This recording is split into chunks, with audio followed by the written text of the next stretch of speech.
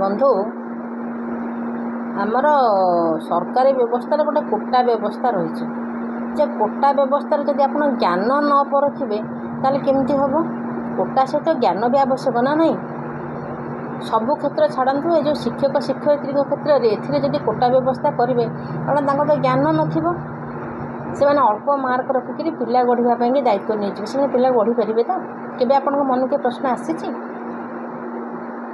ଯେଉଁ ଦେଶର ଭବିଷ୍ୟତ ବୋଲି ଆମେ କହୁଛେ ଛୋଟ ପିଲାମାନଙ୍କୁ, ସେ ଭବିଷ୍ୟତକୁ ଗଢ଼ୁଥିବା ଲୋକ ଯଦି ନିଜେ ଜ୍ଞାନଶୂନ୍ୟ ହୋଇଥାଏ, ସେ ଅଲଗା ପିଲାଙ୍କୁ କେମିତି ଗଢ଼ିବ? ତେଣୁ ଏଇ ମାନେ ସରକାରର ପ୍ରତ୍ୟେକ କ୍ଷେତ୍ର କଥା ମୁଁ କହୁନି, ଶିକ୍ଷକ ଶିକ୍ଷୟିତ୍ରୀ କ୍ଷେତ୍ରରେ ଯଦି ଆପଣ କୋଟା ବ୍ୟବସ୍ଥାଟି କରିଛନ୍ତି, ଭଲ କରିଛନ୍ତି, କିଛି ମନ ଦୁଃଖ ନାହିଁ, କାରଣ ସମସ୍ତେ ଆଗକୁ ଆସିବା ଉଚିତ। କିନ୍ତୁ ଜ୍ଞାନ କିଛି ତ ରଖନ୍ତୁ ନା, କିଛି ଜ୍ଞାନର ପରିମାପ ରଖନ୍ତୁ, ଯେଉଁଥିରେ କି ସେମାନେ ସେତିକି ଆଗୁଆ ହେଇକି ପିଲାମାନଙ୍କୁ ଗଢ଼ିପାରିବେ।